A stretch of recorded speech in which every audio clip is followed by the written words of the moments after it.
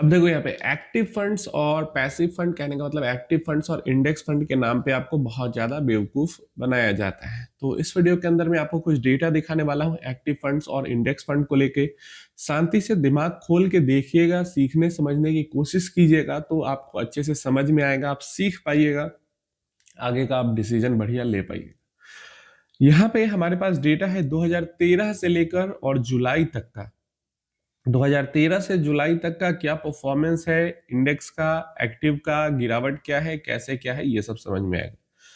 तो large cap के अंदर क्या है कि जो एक्टिव फंड्स का एवरेज रिटर्न रहा है लार्ज कैप फंड्स का, वो रहा है 13.2% 2013 से अभी तक का डायरेक्ट फंड का।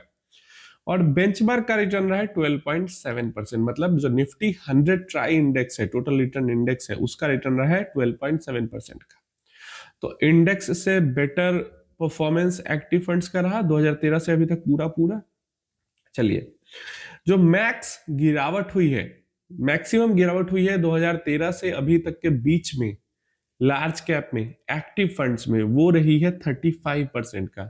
और निफ्टी 100 जो कि लार्ज कैप का बेंचमार्क इंडेक्स है, वहां पे मैक्सिमम गिरावट हुई है 38% तक। रिटर्न भी ज्यादा रहा एक्टिव फंड्स का, गिरावट के मामले में भी एक्टिव फंड्स कम गिरे हैं इंडेक्स से।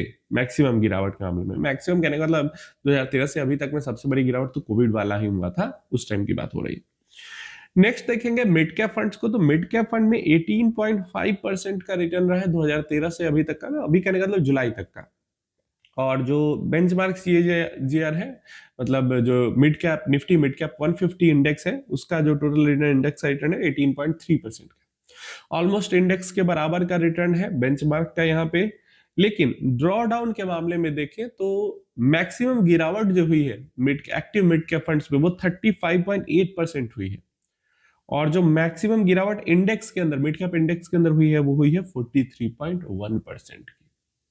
कितना बड़ा डिफरेंस है, तो 7-8% का डिफरेंस है मैक्सिमम ड्रॉ डाउन में, गिरावट के टाइम में, क्रैश के टाइम में। नेक्स्ट, स्मॉल कैप इंडेक्स 20% का 2013 से अभी तक का जितने भी एक्टिव स्मॉल कैप फंड्स थे, उनका एवरेज रिटर्न 20.1% रहा है। और इंडेक्स का रिटर्न, जो निफ्टी स्मॉल कैप 250 इंडेक्स है, उसका रिटर्न 16% का रहा है इन सालों में, 2013 से अभी तक। एंड जो एक्टिव फंड्स का जो मैक्सिमम गिरावट है वो 44.2% रहा है स्मॉल कैप्स में। एंड जो इंडेक्स है वो 60% तक गिरा था। समझ में आ रहा है क्या अंतर है एक्टिव फंड में एंड स्मॉल इंडेक्स फंड में। चलिए, फ्लेक्सी कैप फंड्स की बात करते हैं तो 15.2% का रिटर्न रहा है 2013 से अभी तक का। और 13.6% 500 Nifty 500 try total return index का रिटर्न रहा है। Maximum draw down 35% active funds का रहा है, 38% इंडेक्स का रहा है। क्या चीज हमें दिख रही है?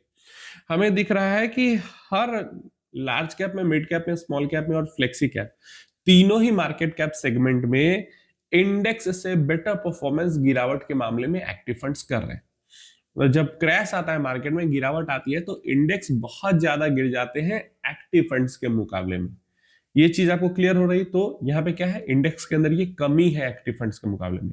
अगर रिटर्न्स के मामले में देखें तो रिटर्न्स के मामले में सिर्फ मिड कैप कैटेगरी है जहां पे जो इंडेक्स है वो ऑलमोस्ट बराबर एक्टिव फंड्स के रिटर्न निकाल के दे रहा है। नहीं तो बाकी सारी कैटेगरी में जो इंडेक्स है वो एक्टिव फंड्स को बीट नहीं कर पा रहा एवरेज रिटर्न को। और स्मॉल कैप में तो ये डिफरेंस बहुत बड़ा है ना। स्मॉल कैप में अगर हम देखें तो इंडेक्स का 16% का रिटर्न है, जो कि active mid cap fund, mid cap index fund and active small cap fund सबसे कम है। कितना बुरा स्मॉल कैप ने परफॉर्म किया इंडेक्स पे, ये देख सकते हो। लेकिन वहीं पे एक्टिव स्मॉल कैप फंड्स की बात अगर करोगे तो वो देखो, एक्टिव मिड कैप फंड्स के एवरेज रिटर्न, इंडेक्स फंड जो है मिड कैप का, उससे एवरेज रिटर्न अब सबसे बेटर परफॉर्म करके दिया है। तो जो चीजें मैं आपको समझाता हूं हमेशा, देख रहे हो, वही सारी चीजें डेटा में भी निकल के। अच्छा, ये कैपिटल माइंड जो है कंपनी, उसी का रिसर्च रिपोर्ट है। जो चीजें मैं हमेशा आपको सिखाता हूं वही चीजें डेटा में फिर से बार बार यही चीजें निकल के आती है। मैं हमेशा कहता हूं कि मिड कैप में 50-50 आपका चांस रहता है कि आपका फंड इंडेक्स को बीट करेगा या नहीं करेगा। वही चीज यहां पे भी देखने को मिलती है। लेकिन एक्टिव फंड्स में एक plus point mid cap fund में ये जरूर होता है कि जब क्रैश वाला सिनेरियो आएगा तो इंडेक्स से कम आपका एक्टिव फंड गिरेगा। पास्ट का जो ये डेटा है वो तो वही बताता है। तो सेम रिटर्न भी बनता है लेकिन गिरावट कम होती है, तो क्या हुआ, रिस्क रिवॉर्ड रेशियो अच्छा हो गया ना, कम वॉलेटिलिटी पे उतना ही रिटर्न बन गया, तो ये बेटर हो गया ना, तो इंडेक्स से इस मामले में बेटर हो जाते हैं। और स्मॉल कैप फंड्स में तो कोई मतलब कोई डाउट ही नहीं है, गिरावट के मामले में भी कम गिरते हैं, और कितना कम, 44% एंड 59%, 15% का अंतर है। और रिटर्न में भी लगभग 4% का अंतर है सालाना, तो कितना बड़ा अंतर है आप देख सकते हो। तो इसमें तो कोई डाउट ही नहीं है। बहुत सारे लोग स्मॉल कैप 250 इंडेक्स लेके बैठे रहते हैं। हमेशा मैं मना करता हूं, आप स्मॉल कैप 250 इंडेक्स से तो बिल्कुल ही दूर रहो। क्लियर है ये चीज। अब फिर क्या होता है, डेटा कई बार वीडियो बनाते हैं लोग और बताते हैं आपको कि इंडेक्स ने परफॉर्म नहीं किया, मतलब एक्टिव फंड्स ने रिटर्न नहीं बनाया, इंडेक्स बेटर हो गया एक्टिव फंड से। होता क्या है, वो सेलेक्टिव डेटा दिखाया जाता है अपना नैरेटिव प्रूव करने के लिए। मैं आपको यहाँ पे क्या दिखा रहा हूँ, 2013 से लेके आज तक का डेटा दिखा रहा हूँ, लेकिन आपको क्या दिखाया जाएगा, सिर्फ साल 2023-24 का डेटा दिखा के ऐसा बताया जाएगा कि इंडेक्स फंड ने तो काफी बढ़िया रिटर्न बना के दिया है एक्टिव फंड से। साल 2020-21 का डेटा दिखा के बताया जाएगा इंडेक्स फंड ने तो मतलब देखो होता क्या है, सिर्फ अगर आप बढ़िया समय, अच्छा समय मार्केट का निकालोगे ना, अच्छे टाइम का, कालखंड का डेटा निकालोगे, तो आपको इंडेक्स बहुत बढ़िया करते हुए दिखेंगे। क्योंकि जब मार्केट में रैली होती है तो इंडेक्स चलते हैं, इसमें कोई डाउट नहीं। क्योंकि मार्केट में जब बुल रन होता है तो कुछ भी चलता है, सारे स्टॉक्स, जो कचरा स्टॉक्स होता है वो भी चलता है बुल रन में, तो इस कारण से इंडेक्स भाग जाता है। लेकिन असली जो पोर्टफोलियो का एक्टिव मैनेजमेंट है, उसका वैल्यू हमें समझ में आता है बुरे मार्केट में, खराब मार्केट में। जैसे अभी का पिछले 2 साल का सिनारियो है, इस मार्केट में आपको एक्टिव फंड्स का वैल्यू समझ में आएगा, क्योंकि ऐसे मार्केट में कचरा स्टॉक्स नहीं चलते, ऐसे मार्केट्स में अच्छे स्टॉक्स ही चलते हैं। जैसे 2 साल से आप देखोगे पिछले, तो इंडेक्स लेवल पे कुछ खास नहीं हुआ है, लेकिन जो एक्टिव फंड्स हैं, जो नॉर्मल म्यूचुअल फंड्स है डाइवर्सिफाइड एक्टिव, वो तो काफी बढ़िया रिटर्न बना के दे रहे हैं। अभी की ही मैं अपस्टॉक्स का रिपोर्ट पढ़ रहा था, 32 स्मॉल कैप फंड्स जो है वो ऑल टाइम हाई के अपने एनएवी को हिट कर चुके हैं, और लगभग 32-35 है ही कैटेगरी में, तो लगभग सारे स्मॉल कैप फंड्स अपने ऑल टाइम हाई पे चल रहे हैं। निफ्टी कहां है देखो, तो वही चीज होती है। तो एक्टिव फंड्स का आपको असल वैल्यू गिरावट में समझ में आता है। जब रैली रहेगी तो आपको लगेगा कि अरे बेकार ही एक्टिव फंड में कर लिए, यहाँ तो इंडेक्स ही इतना रिटर्न बना के दे रहा है। लेकिन जब आप लंबा डेटा उठाओगे, जहां पे मार्केट में 5-7 साइकिल का डेटा उठाओगे, जैसे 2013 से अभी तक की बात कर रहे हैं, तो ये लगभग 13-14 साल हो चुके हैं।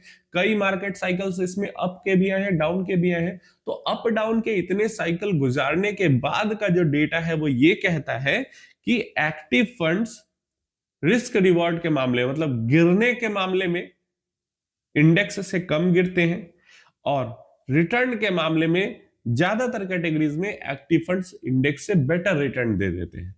कुछ कैटेगरी जैसे है मिड कैप की, वहां पे बराबर रिटर्न है इंडेक्स का एक्टिव फंड्स के, लेकिन फिर भी वही है कि रिटर्न बराबर होती हुई भी अगर ड्रॉडाउन कम रह रहा है तो वो ज्यादा बेटर हो गया ना, कम गिरा और रिटर्न उतना ही बना के दे दिया। आप अपनी राय इसके बारे में नीचे कमेंट बॉक्स में दे देना, आप क्या सोचते हो। और मैं तो हमेशा कहता हूं ये चीज कि आपको, जैसे खासकर स्मॉल कैप इंडेक्स जो लोग भर के बैठे रहते हैं, कि इंडेक्स से दूर रहिए, एक्टिव फंड्स में इन्वेस्ट कीजिए। इंडेक्स में अगर इन्वेस्ट करना है, जैसे मिड कैप इंडेक्स या स्मॉल कैप इंडेक्स में, तो जो स्मार्ट इंडेक्स इनके आते हैं, स्ट्रेटजी वाले इंडेक्स आते हैं, उनके अंदर इन्वेस्ट कीजिए। Plain simple vanilla index fund नहीं, उसके अंदर नहीं करना है, उससे दूर रहना है, क्योंकि रैली में तो वो बहुत बढ़िया दिखेगा, गिरावट में दिक्कत होगा। और दूसरी चीज ये भी सुनिए, इंडेक्स फंड की तरफदारी, इंडेक्स फंड को बहुत बढ़िया कहने वाले लोगों में ज्यादातर ऐसे लोग आपको मिलेंगे जिनका मल्टीपल करोड़ का पोर्टफोलियो है। अब दिक्कत क्या है, जब आपका पोर्टफोलियो मल्टीपल करोड़ का हो जाता है ना, फिर आपको 10% का रिटर्न भी अच्छा लगता है, फिर आपको 10% का रिटर्न भी अच्छा लगता है। लेकिन जब आपका कुछ हजार या लाख का पोर्टफोलियो है, वहां पे 10% के रिटर्न से काम नहीं बनेगा। समझ रहे हैं इस चीज को, आपको हाई ग्रोथ करना पड़ेगा पोर्टफोलियो को बड़ा करने के लिए, और उसके लिए समझदारी के साथ इन्वेस्टमेंट करना पड़ेगा। उम्मीद है इंफॉर्मेशन हेल्पफुल होगी। हाइप जरूर कर देना वीडियो को, कोई क्वेश्चन क्यूरी है तो पूछ लेना, वीडियो को लाइक भी चाहो तो कर दे सकते हो, सब्सक्राइब तो कर लिया होगा आपने।